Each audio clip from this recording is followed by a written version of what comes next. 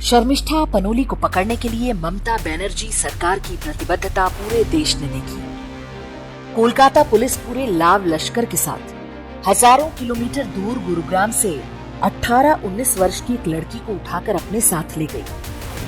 Police की गाड़ी पर बिठाए जाते समय शर्मिष्ठा ने वहां उपस्थित मीडिया की ओर देखते हुए डेमोक्रेसी का वास्ता दिया, लेकिन वहां उपस्थित पत्रकारों ने उल्टे उसका ही उपहास शुरू कर दिया।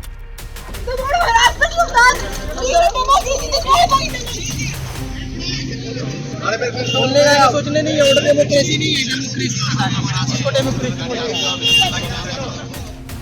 आप चाहें तो पता कर लें, शर्मिष्ठा का मजाक उड़ाने वाले वो सारे देश के प्रतिष्ठित मीडिया समूह के पत्रकार हैं। शर्मिष्ठा को लेकर जब पुलिस की गाड़ी चली जाती है तो पीछे से अजान की आवाज गूंज उठती है।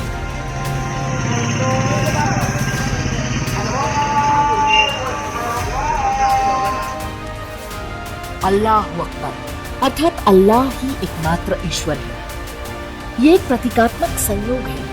भारत का पूरा शासन, न्यायतंत्र और मीडिया यही मानता है कि अल्लाह ही सबसे ग्रेट है। जो हिंदू स्वयं को सेकुलर बताते हैं वे भी ऐसा ही मानते हैं। यह हाल केवल बंगाल का ही नहीं, देश का कोई भी राज्य, कोई भी शहर हो सकता है। आए दिन कांग्रेस या उसकी विचारधारा वाली सरकारों की पुलिस किसी भी नागरिक को उठाकर ले जाती है केवल इसलिए क्योंकि उसने अल्लाह की शान में गुस्ताखी कर दी। ये कानूनी सुरक्षा केवल अल्लाह के लिए है। किसी हिंदू देवी देवता या भारत माता को भी गाली देना अभिव्यक्ति की स्वतंत्रता के अंतर्गत आता है।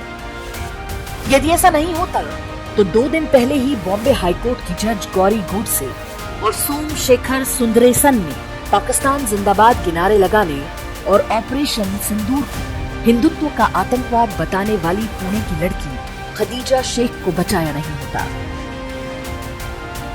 जैसी न्यायिक सक्रियता पाकिस्तान जिंदाबाद के नारे लगाने वालों के पक्ष में होती है, वैसी सक्रियता आपको कभी शर्मिष्ठा जैसों के पक्ष में नहीं दिखेगी। भले ही जज का नाम सुनकर आपके मन में अलग तरह की आशाएं पैदा होती हैं। अर्नब गोस्वामी जैसे बड़े पत्रकार को भी 8 दिन तक जेल में रहना पड़ गया था। तब जाकर सुप्रीम कोर्ट ने बहुत उपकार करते हुए उन्हें बेल दी थी। शर्मिष्ठा को तो फिर भी थोड़ी बहुत पब्लिसिटी मिल गई। बहुत सारे लोगों की तो कोई चर्चा तक नहीं होती। कई लोग इसके लिए केंद्र सरकार और प्रधानमंत्री नरेंद्र मोदी को दोषी ठहराते हैं, लेकिन ये हमारी बहुत बड़ी भूल है। इतने वर्षों में हमें समझ में आ जाना चाहिए कि ऐसी स्थितियों में कोई सरकार आपको नहीं बचा सकती।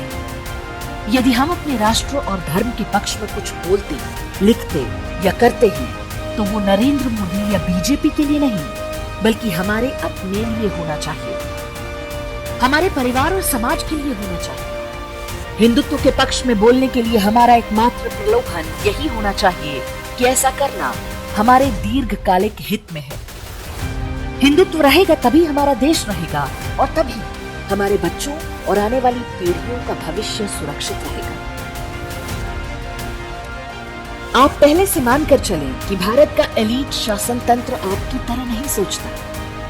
जो बड़े बड़े नेता, राजनीतिक खानदान, व्यापारी, अधिकारी और जज हैं, आपकी तरह उनके लिए यह देश एकमात्र या अंतिम विकल्प नहीं है। बहुतों ने भारत के बाहर अन्य देशों में संपत्ति ले रखी है। अधिकांश अपने बच्चों को पहले ही विदेशों में सेटल करा चुके हैं। भारत का हिंदू भविष्य उनके लिए जीवन मरण का प्रश्न नहीं है। इसलिए बिना सोचे समझे कुछ भी ना बोलें। ये आशा ना करें कि नरेंद्र मोदी 24 घंटे आपकी रखवाली करेंगे। वे स्वयं भी कभी आपकी ही तरह इस व्यवस्था द्वारा प्रताड़ित किए जा चुके हैं। उनके पास कपिल सिब्बल और अभिषेक मनु सिंघवी जैसे वकील नहीं हैं। जो थोड़े बहुत हैं, वे भी अपना काम ठीक से नहीं कर पाते हैं। मोदी की गलती नहीं है क्योंकि वो जज नहीं बनाते। जज कैसे बनते हैं? अंतिम बार हमने अभिषेक मनु सिंघवी के बेडरूम में देखा था। कोई आश्चर्य नहीं कि अब भी वैसा ही चल रहा हो। ऐसे में समझदारी इसी में है कि उतना ही पांव पसारें जितनी चादर है, उतना ही रायता फैलाएं जितना स्वयं और अपने 2-4 शुभचिंतकों की सहायता से समेट सकते हैं। देश और धर्म की रक्षा के लिए काम करना आवश्यक है, लेकिन ये काम अति उत्साह से नहीं बल्कि समझदारी से ही हो सकता है। शत्रु आपसे अधिक शक्तिशाली और शातिर है। यदि आपको लगता है कि आपने वोट देकर अपनी सरकार चुन ली है, अब आप कुछ भी बोलने के लिए स्वतंत्र हैं, तो वो आपकी भूल है। सत्ता इस संघर्ष की पहली सीढ़ी मात्र थी। असली संघर्ष अभी आगे है। हम युद्ध के बीच में हैं, इसलिए सावधानी आवश्यक है। अपनी हेलमेट ना उतारें और बिना कारण बंकर से बाहर ना निकलें। शत्रु निशाना साधे तैयार बैठा है। युद्ध में कैजुअलिटी भी होती है। सोच समझ कर आए। ये युद्ध है, पिकनिक नहीं।